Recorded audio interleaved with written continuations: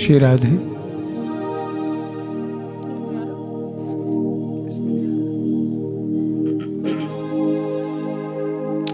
श्री राधे।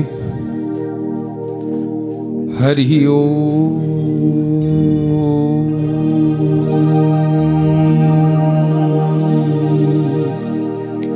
नमः परमहंसास्वादित चरण कमल चिन्मकरंदाय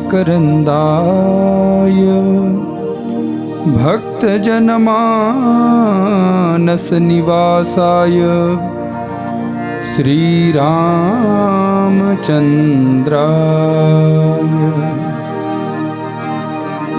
धियं सदा परिभवग्नमभीष्टदोहम् तीर्थास्पदं शिवविरञ्चिनुतं शरण्यं भृत्यार्तिहं प्रणतपालभवाब्धिपोतं वन्दे महापुरुषते चरणारविन्दम्। कृष्णाय वासुदेवाय देवकी नंदनाय च नंदगोपकुमाराय गोविंदाय नमो नमः। नारायणं नमस्कृत्य नरं चैव नरोत्तमं देवीं सरस्वतीं व्यासं ततो जयमुदीरये। व्यासाय विष्णुरूपाय व्यासरूपाय विष्णवे नमो वै ब्रह्मनिधये वासिष्ठाय नमो नमः। सीतानाथ समारंभां श्रीरामानंदार्य मध्यमाम् अस्मदाचार्य पर्यन्तां वन्दे गुरुं परम्पराम्। ध्यानमूलं गुरुर्मूर्तिं पूजामूलं गुरुपदं मन्त्रमूलं गुरोर्वाक्यं मोक्षमूलं गुरुकृपा। भक्ति भक्त भगवंत गुरु चतुर्नाम वपुएक इनके पद वंदन किए तो नासहि विघ्न अनेक। जय जय श्री राधा रमण जय जय नवल किशोर जय गोपी चित्त चोर प्रभु जय जय माखन चोर। रामाय रामभद्राय रामचंद्राय वेदसे रघुनाथाय नाथाय श्री सीतायां पतये नमः। बोलो इष्ट देव भगवान की जय। श्री राम कथा की जय। पूज्य सोमवारी बाबा जी महाराज की जय। परम पूज्य त्वारी बाबा जी महाराज की जय। परम पूज्य परमानंदपुरी जी महाराज की जय। परम पूज्य अटल जी महाराज की जय। परम पूज्य दयालु जी महाराज की जय। सभी संतन की जय। सनातन धर्म की जय। सद्गुरुदेव भगवान की जय। हनुमान जी महाराज की जय। नमः पार्वती पतये हर हर हर महादेव। श्री राम जय जय राम। श्री राम जय जय राम। श्री राम जय जय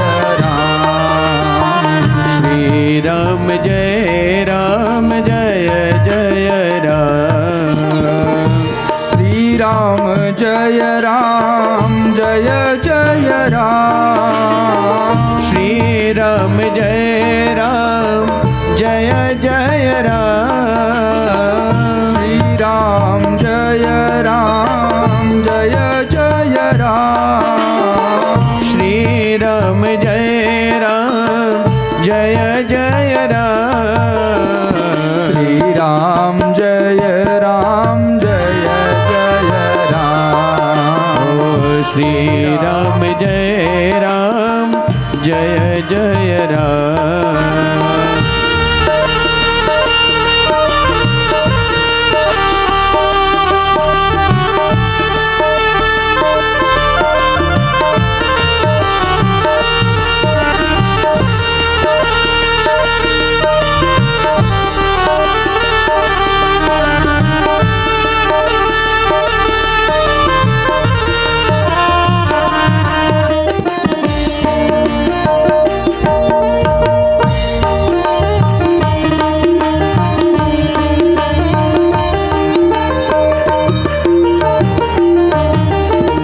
मंगल भवन अमंगल हारी। मंगल भवन अमंगल हारी। मंगल भवन अमंगल हारी। मंगल भवन अमंगल हारी। उमा सहित जेहि जपत पुरारी। उमा सहित जेहि जपत पुरारी। श्री राम जय जय राम। ओ श्री राम जय राम जय दोनों हाथ से जरा ताल में ताल बजाओ।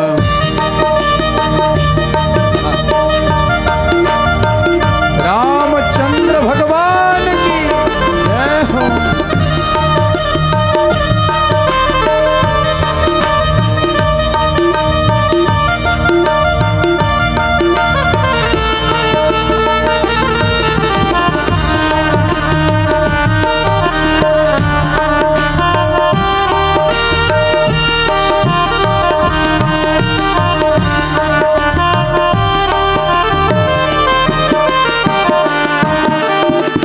राम ही केवल प्रेम प्यारा।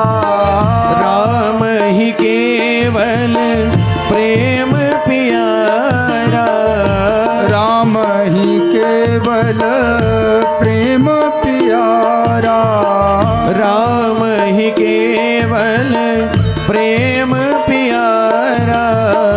जान ले ही जो जान निहारा। जान ले ही जो जान निहारा। श्री राम जय जय राम। श्री राम जय जय राम।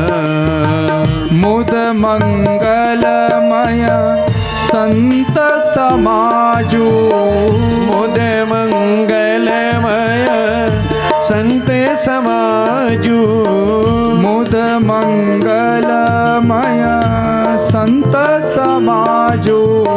मुद मंगलमय संत समाजू। जो जग जंगम तीरथ राजू। जो जग जंगम तीरथ राजू। श्री राम जय जय राम। श्री राम जय जय राम। श्री राम जय जय राम। श्री राम जय जय राम। श्री राम जय जय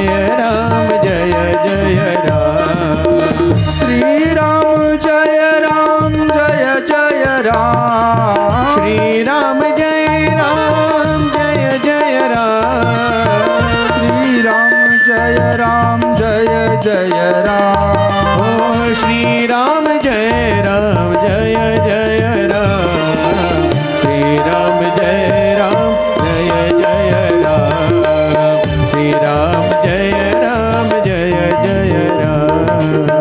श्री राम जय जय राम। श्री राम जय श्री राम जय श्री राम जय जय राम। परम परम मंगलमय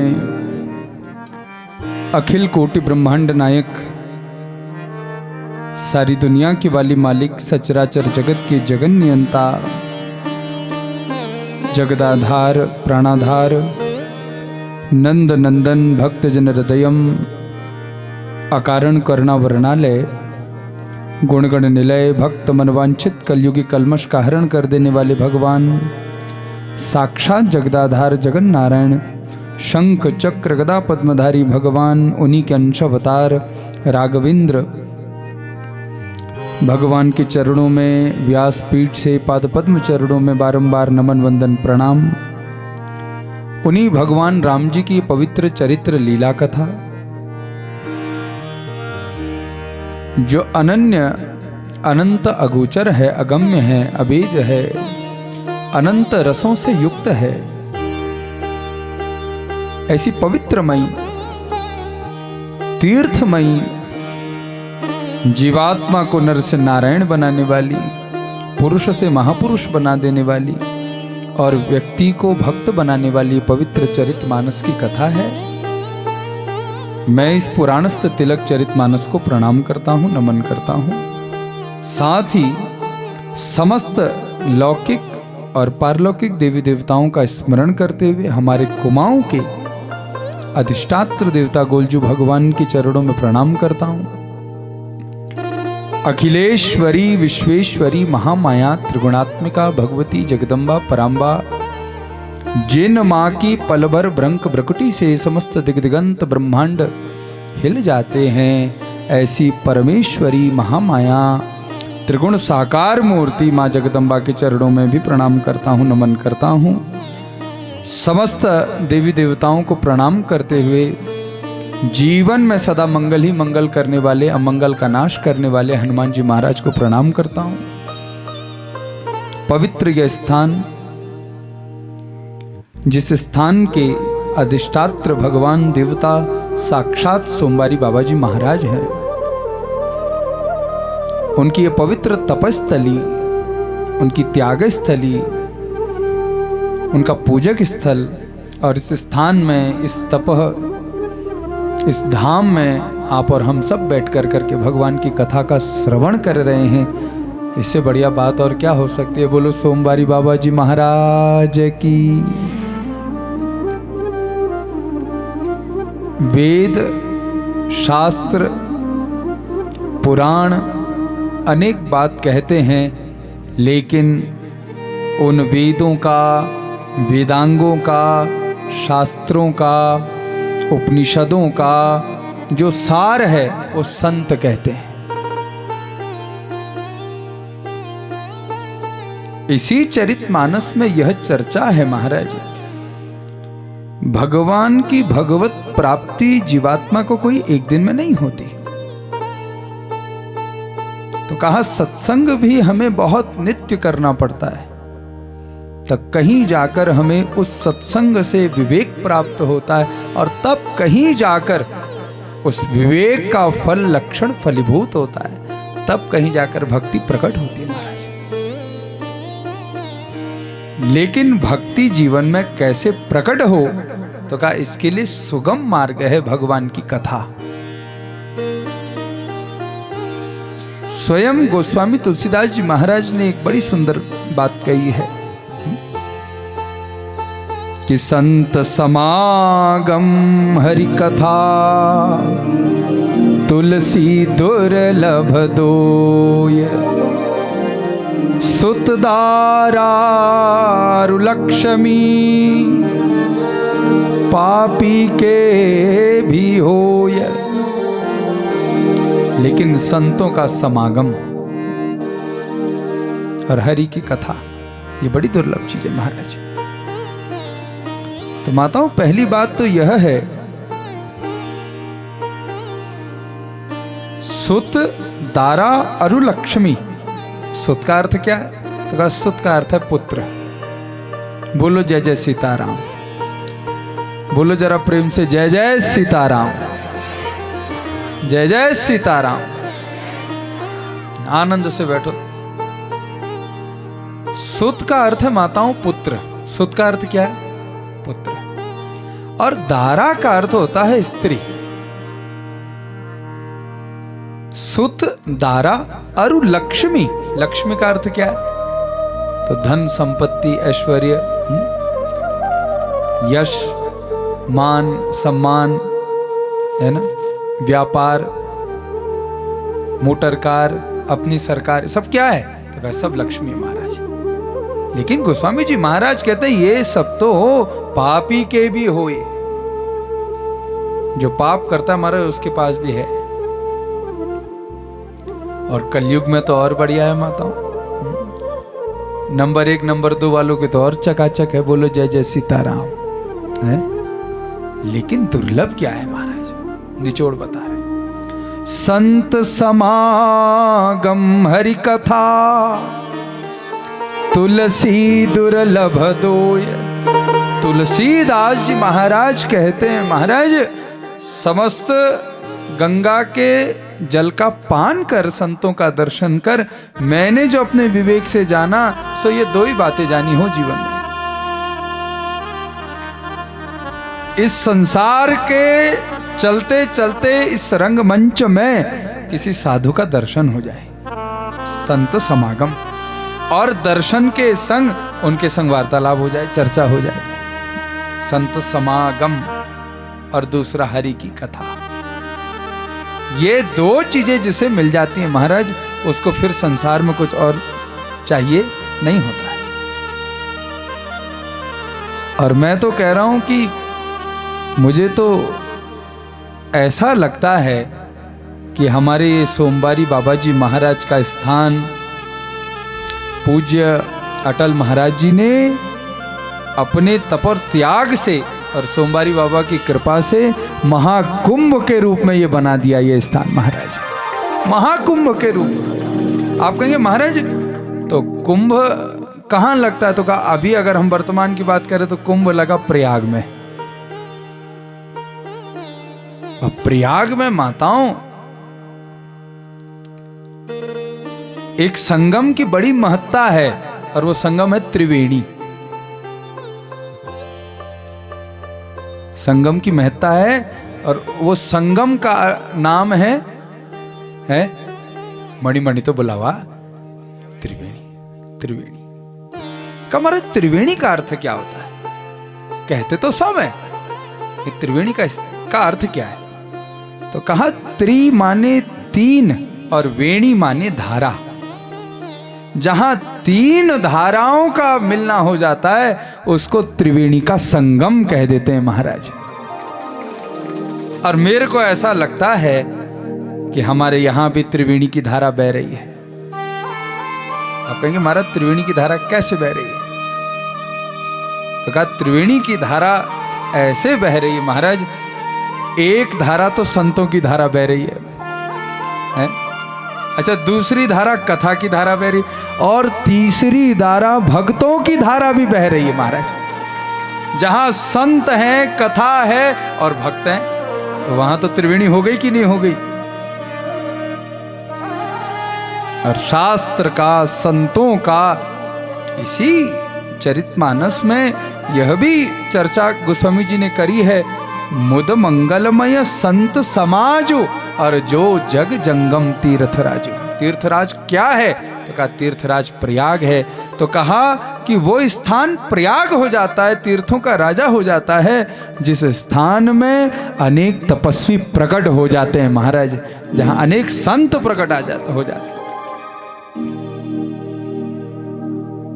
और कथा का तो मैं एक सीधा सीधा अर्थ यह भी बताता हूं अपनी कथा प्रवचनों में। अच्छा, हमर तुमर हूं व्यथा, क्यों हूं? है माताओं, है व्यथा, लेकिन भगवान हूं। यहाँ यदु आदमी छन कै कथा हूं बतावत है। मैं खुद कात सुनू नु, लेकिन मेरे लिए कथा नहीं हूं। कथा तो भगवान ने है। व्यक्ति की व्यथा हो सकती है, लेकिन कथा तो भगवान की है महाराज। लेकिन सूत्र इस बात का है, जीवात्मा की है व्यथा, लेकिन परमात्मा की होती है कथा। लेकिन भागवत की ये पीठ ये सूत्र देती है, ये भाव प्रकट करती है महाराज, जो जीवात्मा भक्त बनकर भगवान की कथा सुन लेता है, उस भक्त की जन्म जन्म की व्यथा भी मिट जाती है कथा सुनने से। व्यथा कैसे मिटेगी? तो कहा कथा जो सुन ले उसकी व्यथा भी मिट जाएगी। अच्छा, जीवन का जो सबसे कठिन काम है वो सुनना है महाराज।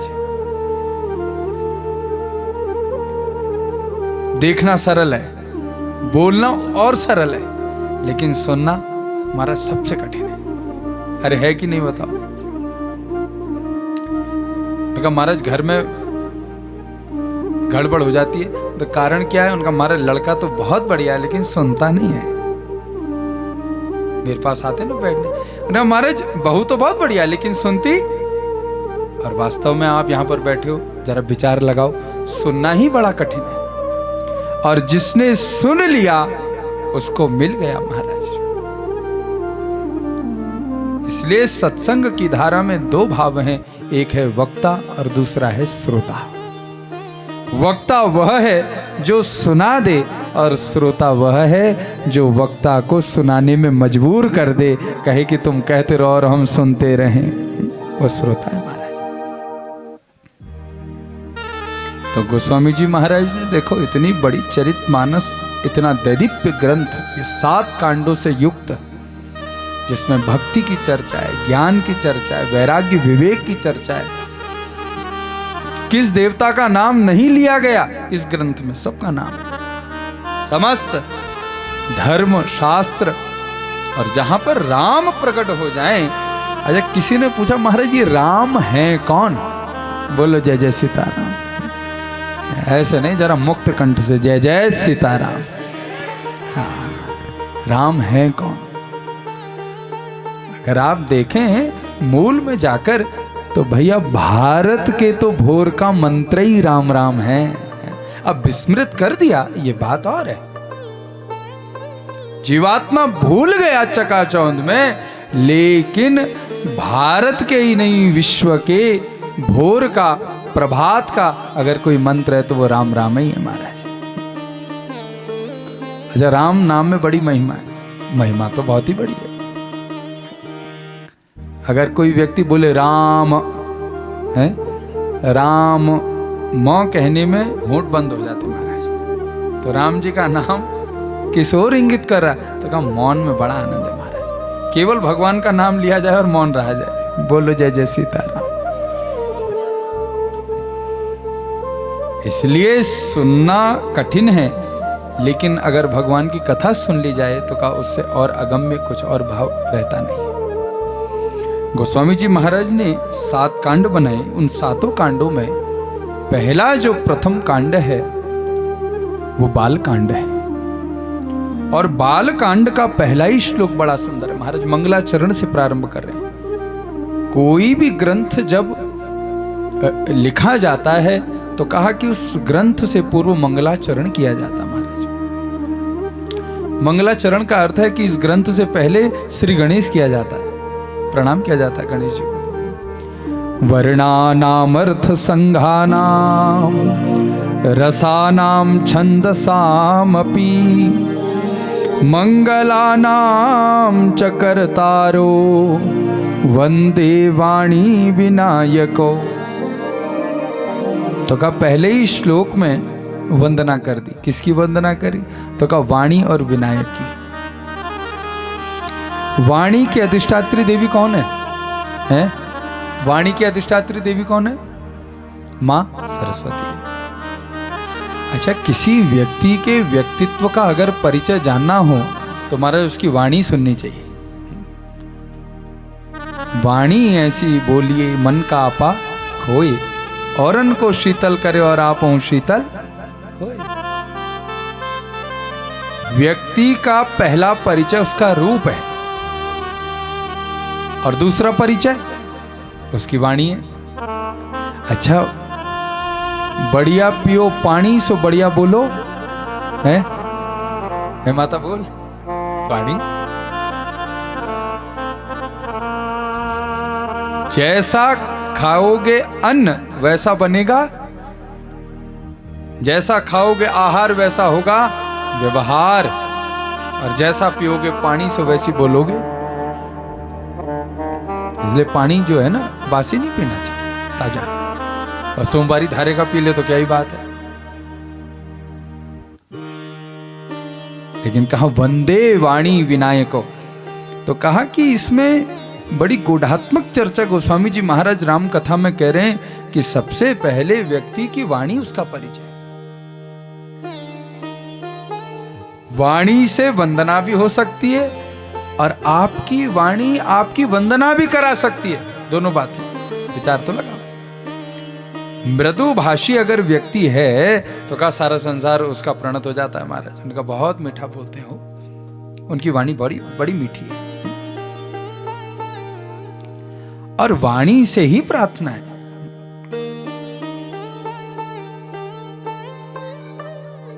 भगवान के भक्त हुए ध्रुव जी महाराज। ध्रुव जी महाराज जब 5 वर्ष के थे तो उन्होंने भगवान को प्राप्त कर लिया। ध्रुव जी ने कितने वर्ष में माताओं प्राप्त कर लिया? भगवान की गोद में बैठे। स्पर्श बालम कृपया कपोले। भगवान ने कहा मेरा भक्त बोल नहीं रहा। ध्रुव जी ने कहा प्रभु वाणी नहीं है, कैसे बोलूं? मन तो है। अच्छा वाणी कौन दे सकता है? तो कहा वाणी भी भगवान ही दे सकते हैं महाराज। कृपया कपोले, भगवान ने कृपा करी। हम जितने लोग बोलते हैं महाराज, हम कृपा के आधार पर बोलते हैं। जिसके ऊपर कृपा नहीं वो बोल नहीं सकता। इसलिए शब्द ब्रह्म है। क्या बोला जाए, कितना बोला जाए और कैसा बोला जाए, ये वही जान सकता है जो इस वाणी को ब्रह्म मानता है। तो भगवान ने कृपा कर करके अपने हाथ में जो शंख था, भगवान हरि ने वो शंख ध्रुव जी महाराज के गाल में, कपोले, कपोल माने गाल में लगा दिया। और ज्यों ध्रुव जी महाराज के कपोल में शंख छुआया तो ध्रुव जी महाराज की वाणी बोल गई। भागवत में भगवान के भक्त हैं। युअन्तः प्रविश्य मम वाच मिमां प्रसुप्ताम संजीवयत् अखिल शक्तिधर स्वधाम्ना। ध्रुव जी ने कहा प्रभु समस्त संसार में व्यक्ति के ये वाच मिमां प्रसुप्ताम, ये वाणी सोई है लेकिन उसकी वाणी जाग जाती है जिसके ऊपर प्रभु आपकी दोनों हाथों से कृपा हो जाती है महाराज। इसलिए वंदे वाणी विनायको, इसलिए वंदना करें। कहा कि अधिष्ठात्री वाणी देवी को और विनायक देवता भगवान गणेश जी। और गणेश जी की महिमा तो बहुत ही है। कोई भी हम कार्य करते हैं तो सबसे पहले गणेश जी को प्रणाम करते हैं। गणपति बप्पा बढ़िया कर देना भगवान। और जहां गणेश जी का आशीर्वाद हो जाए तो वहां सारा कार्य मंगल ही मंगल हो जाता है। भवानी शंकरो वंदे श्रद्धा विश्वास रूपिणो याभ्याम बिना न पश्यन्ति सिद्धा स्वांतस्तमीश्वरम। दूसरे श्लोक में श्रद्धा विश्वास के नियमानक भवानी और शंकर की स्तुति कर रहे हैं भगवान।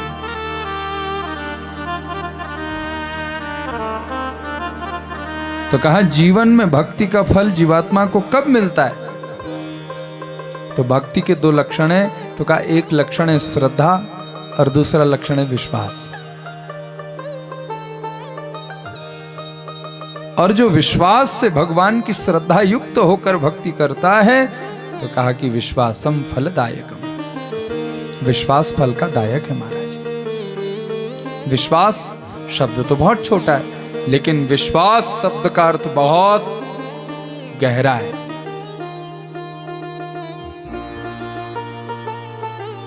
ऐसी एक विश्वास की आशा कि फिर दूसरा कोई रहा है ही नहीं, दूसरा विकल्प नहीं है। उसको कहते हैं विशुद्ध विश्वास। जब हमने किसी को मान लिया तो दूसरा फिर कोई नहीं है, उसको कहते हैं विश्वास। और जो इस मन से, पवित्र मन से विश्वास होकर भक्ति करता है तो कहा विश्वास कौन है? तो कहा साक्षात शंकर विश्वास है। श्रद्धा कौन है? तो कहा श्रद्धा साक्षात मां पार्वती है। तो भवानी शंकरौ वंदे, तो कहा कि भवानी और भगवान शंकर को गोस्वामी जी वंदे प्रणाम कर रहे हैं और कह रहे हैं जब तक जीवन में श्रद्धा और विश्वास नहीं है तब तक उसका बेड़ा भव से पार भी नहीं है। बोलो जय जय सीताराम।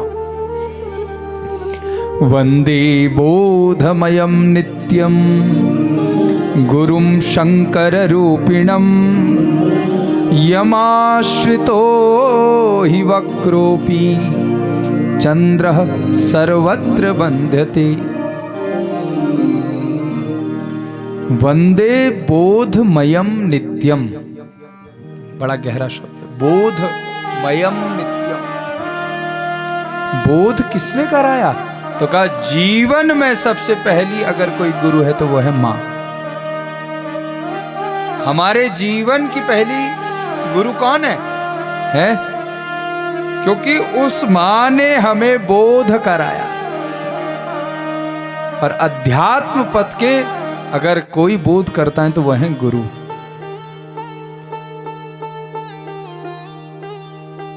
क्योंकि शास्त्र अगर हम पढ़ते हैं, कोई कथानक अगर हम पढ़ते हैं, कोई कहानी पढ़ते हैं, तो का वर्ण का बोध किसने कराया? तो गुरु ने कराया। और जब तक बोध नहीं हुआ तब तक जीवन सुबोध नहीं हो सकता। तो कहा कि इस अध्यात्म पथ पर बोध कराने वाले गुरु हैं। और गुरु कौन है? तो कहा गुरुम शंकर रूपिणम, और गुरु शंकर के रूप है। गुरु तो साक्षात शिव है। अवगुण होते हुए भी गुणों के भंडार है। अवगुण दोष पाल करके भी उन अवगुणों से जो मुक्त हैं। आप कहेंगे महाराज जी कैसे भाव आप बोल रहे हैं? तो कहा शिव जी, अच्छा सर्प से सब भय खाते हैं, खाते कि नहीं खाते? लेकिन शिव जी के गले में उपवीत भुजंग, वो भुजंग, वो सर्प जनेऊ के रूप में शिव जी पहनते हैं। बिच्छू से महाराज सबको डर लगता है, लेकिन भगवान शंकर की वो बिच्छू कानों में है। तो गुरु शब्द का अर्थ है जो अपने शिष्य को अंधकार से प्रकाश की ओर ले जाए, उसको कहते हैं गुरु। ध्यान मूलम गुरुर मूर्तिम, गुरु मूर्ति है महाराज, उस मूर्ति का ध्यान करना चाहिए।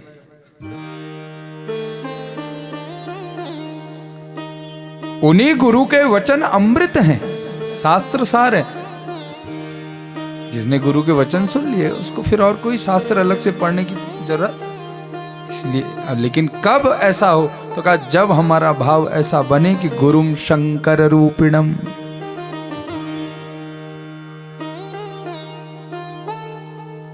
अच्छा, गुरु की जरूरत क्यों है? ये भी एक बात है।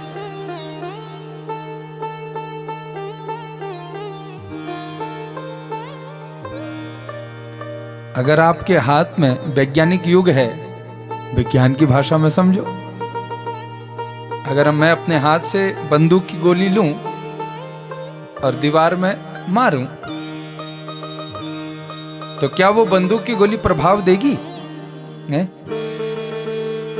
वो प्रभाव नहीं देगी महाराज। लेकिन वही बंदूक की गोली अगर बंदूक में रख कर करके कोई चलाए तो कहा महाराज वो तो प्रभाव दे देगी। तो कहा गुरु भी ऐसे ही है महाराज। विज्ञान युग में समझो गुरु क्या है, गुरु कौन है? तो कहा भगवान का जो नाम है, भगवान का जो मंत्र है, भगवान का जो कीर्तन है, वो गोली है महाराज। लेकिन गुरु, तो कहा गुरु बंदूक के समान है। राम नाम के मंत्र की गोली जब उन गुरु रूपी बंदूक से चलकर करके किसी जीवात्मा भक्त के कान में जाएगी तो उसके जीवन में उद्धार का भाव जरूर जरूर प्रकट हो जाएगा महाराज। इसलिए गुरु की आवश्यकता जरूरी है। वंदे बोधमयम नित्यम गुरुम शंकर रूपिणम यमाश्रितो हि वक्रोपि चंद्र सर्वत्र बंध्यते।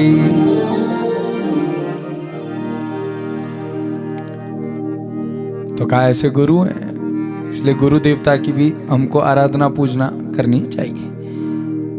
और फिर चौथे श्लोक में गोस्वामी तुलसीदास जी महाराज ने भगवान सीताराम चंद्र के चरण कमलों का ध्यान किया है। सीताराम गुणग्राम पुण्यारण्य विहारिणो वंदे विशुद्ध विज्ञानो कवीश्वर कपीश्वरो। श्री सीताराम भगवान के चरण कमलों का ध्यान करते हुए गोस्वामी जी महाराज ने कहा कि वंदे विशुद्ध विज्ञानो, विशुद्ध विज्ञान मूर्ति। और विज्ञान मूर्ति के नियमानक तो कहा दो संतों का नाम ले लिया, कवीश्वर। कवि कौन है? तो कहा वाल्मीकि जी महाराज कवि हैं, आदि कवि। वाल्मीकि जी कैसे हैं? तो कहा वाल्मीकि जी महाराज आदि कवि हैं। और आपको जानकर के बड़ा आश्चर्य होगा, वाल्मीकि जी महाराज ऐसे आदि कवि हैं, राम जी ने लीला करी भी नहीं, लेकिन वाल्मीकि जी ने राम जी की उस लीला को पूर्व में ही लिख दिया। जो वाल्मीकि जी ने लिख दिया वही राम जी ने लीला करी। बोलो जय जय सीताराम। इसलिए उनका नाम आदि कवि पड़ गया। और वाल्मीकि जी की तो ऐसी महिमा है, उल्टा नाम जपत जग जाना, उल्टा नाम जपत जग जाना, उल्टा नाम जपत जग जाना, उल्टा नाम जपत जग जाना। वाल्मीक भय ब्रह्म समाना, वाल्मीक भय ब्रह्म समाना। उल्टा नाम जपत जग जाना, उल्टा नाम जपत जग जाना, उल्टा नाम जपत जग जाना, उल्टा नाम जपत जग जाना। वाल्मीक भय ब्रह्म समाना, वाल्मीक भय ब्रह्म समाना, वाल्मीक भय ब्रह्म समाना, वाल्मीक भय ब्रह्म समाना। तो कहा कवीश्वर कपीश्वरो। तो कवि के रूप में आदि कवि वाल्मीकि जी महाराज को प्रणाम कर रहे हैं। और इसी चौथे श्लोक में अंत में हनुमान जी महाराज को भी प्रणाम कर रहे हैं, कपीश्वरो। कवीश्वर हो गए कौन? आदि कवि वाल्मीकि जी। और कपीश्वर, कपि हो गए कौन? हनुमान जी महाराज। बोलो हनुमान जी महाराज की।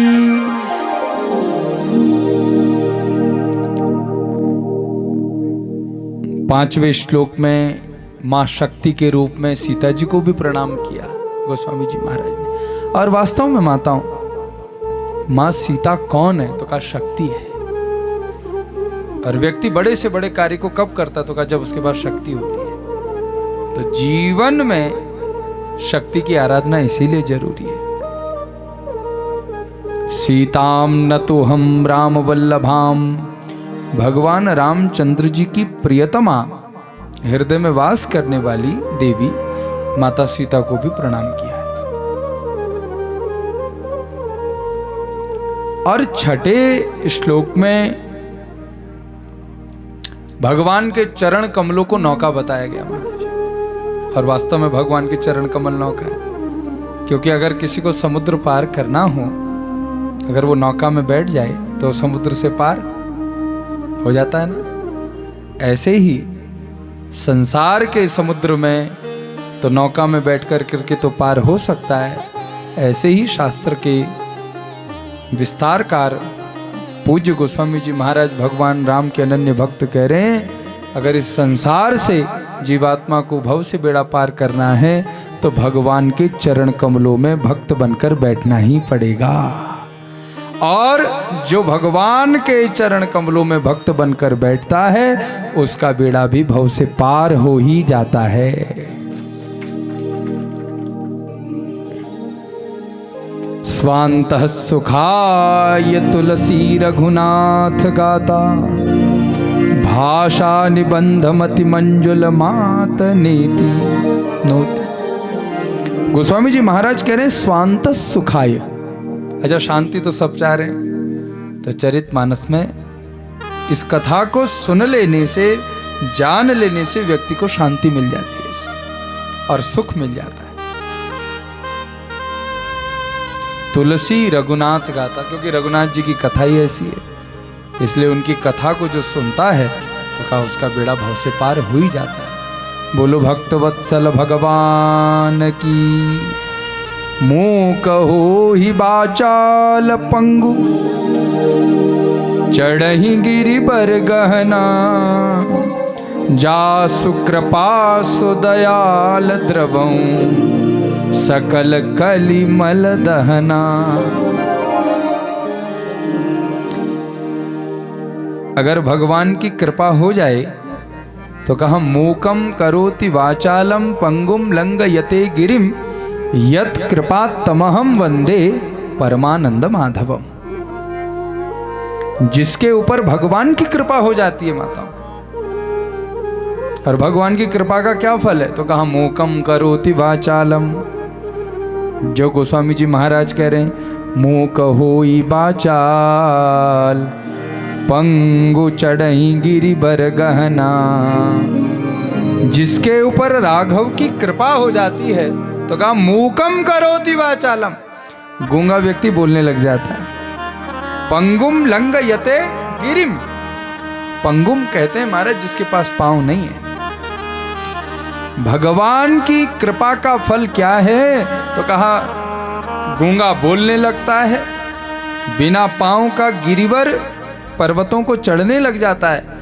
यत कृपा तमहम वंदे, लेकिन ऐसा कब होता है, तो कहा जब भगवान की कृपा हो जाती है तो उनकी कृपा से गूंगा भी बोलने लग जाता है महाराज, पंगु चढ़ने लग जाता है गिरि पर्वतों। भगवान की इतनी दिव्य दिव्य महिमा चर्चा को बताते बताते गोस्वामी जी महाराज ने कहा, लेकिन बंदऊ गुरुपद कंज कृपा सिंधु नर रूप हरि। अगर कोई व्यक्ति भगवत प्राप्ति करना चाहता है तो कहा भगवत प्राप्ति का एक लक्षण है महाराज, तो कहा कि एक की वंदना कर ली जाए। उनका कौन, किसकी वंदना कर ली जाए, तो वो एक कौन है, तो कहा वो गुरु है। लेकिन गुरु क्या भगवान है? का संसार में गुरु कौन है, तो कहा कृपा सिंधु नर रूप हरि।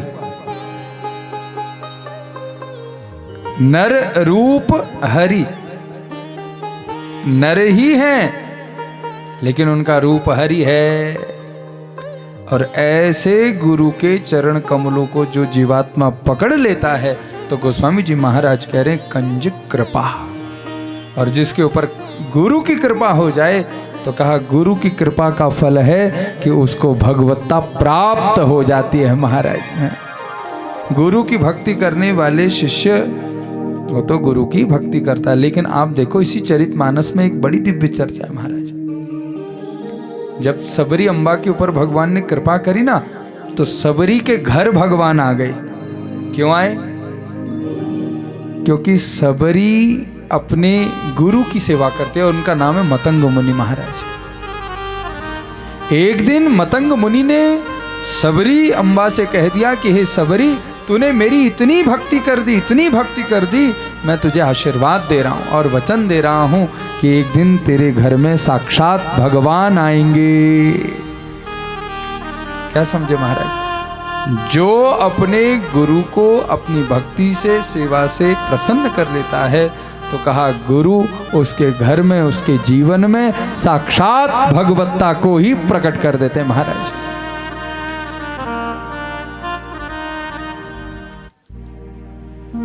और बड़ी सुंदर गुरु की वंदना से चरितमानस की इन दिव्य चौपाइयों का गायन गोस्वामी जी महाराज ने किया है।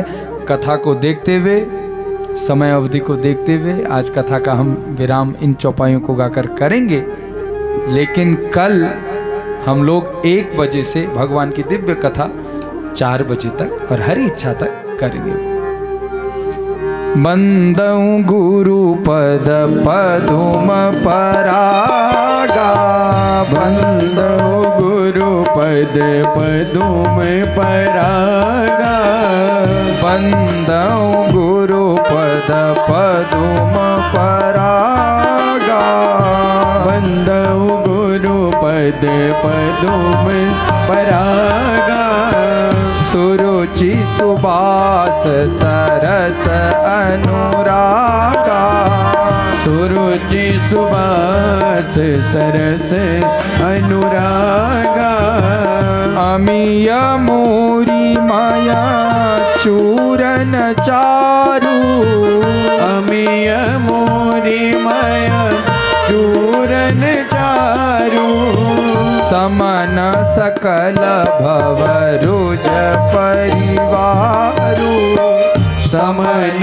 सकल भवरुज परिवारु, सुकृति संभूतन विमल विभूति, सुकृति संभूतन विमल विभूति, मंजुल मंगल बोध प्रसूति, मंजुल मंगल बोध प्रसूति, श्री गुरु पद नख मणिगण ज्योति, श्री गुरु पद नख मणिगण ज्योति, सुमिरत दिव्य दृष्टि होती, सुमिरत दिव्य दृष्टि होती, बंदऊ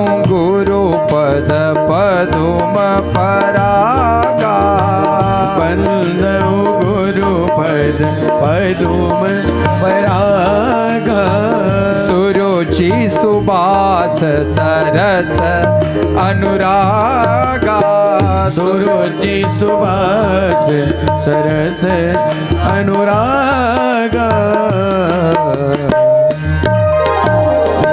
बोलो भक्त वत्सल भगवान की जय। बंदऊ गुरुपद पदुम परागा। मैं गुरु महाराज के चरण कमलों की रज की वंदना करता हूं। पदुम परागा, सुरुचि सुबास सरस अनुरागा। जो सुरसी सुंदर स्वाद है जिसमें, आहा, पुष्प में दिव्य पराग होता है, रस, लेकिन भंवरा उसी पुष्प में बैठता है जिसमें बहुत मीठा रस होता है महाराज। तो कहा कि ऐसे ही सुंदर रसयुक्त भगवान है, गुरु हैं, और मैं उनके चरण कमलों में भंवरा बनकर बैठा हूं। जो सुंदर स्वाद, सुबास, सुरुचि, सरस रस है और उसमें अनुराग है, तो कहा हे गुरुदेव, आपकी ही दिव्य दृष्टि में है, आपकी दिव्य मूर्ति में, और आपको देख करके मैं प्रसन्न हो रहा हूं। अमीय मोरीमय चूरन चारू। अगर कोई रोग हो जाता है महाराज तो वैद्य जी उसको चूर्ण दे देते हैं, और चूर्ण के प्रभाव से उसका रोग। तो कहा ऐसे हमारे जीवन में कई रोग हैं, काम, क्रोध, मद, लोभ, मात्सर्य, अविद्या, अज्ञान, अभिमान, ईर्षा, द्वेष, ये सब रोग ही तो अध्यात्म। उन रोगों का भी शमन कब होता है? तो कहा जब गुरु के वचन इस हृदय में पड़ जाते हैं। श्री गुरु पद नख मणिगण ज्योति। गुरु के चरण कमलों में ध्यान करने से जीवात्मा भक्त को एक दिव्य ज्योति प्राप्त हो जाती है। और वही गुरु की कृपा से सुमिरत एक दिव्य दृष्टि भी अपने शिष्य भक्त को गुरुदेव दे देते हैं। इसलिए गोस्वामी जी महाराज ने कहा कि इस ग्रंथ को जो मैंने लिखा है वो अपने गुरु की कृपा से लिखा है, और जिसके ऊपर गुरु की कृपा हो जाती है, कहा महाराज, वो बड़े बड़े शास्त्र उपनिषद सार को पल भर में पढ़ लेता है महाराज, कह देता है, सुना देता है। इसलिए गुरुदेव भगवान के चरण कमलों का ध्यान करते हुए आज की कथा को यहीं विराम। बोलो भक्त वत्सल भगवान की। ॐ चन्द्रमा मनसो जात चक्षुः सूर्यो अजायत श्रोत्रान् द्वायुष प्राणसमुखादग्निरजात। आरती श्री रामायण जी की, कीरति कलित ललित सियपी की। आरती श्री रामायण जी की, कीरति कलित ललित सियपी। गावत ब्रह्मादिक मुनि नारद, वाल्मीक विज्ञान विशारद। सुख सनकादि शेष अनुसारद, सुख सनकादि शेष अनुसारद। भरनी पवन सुत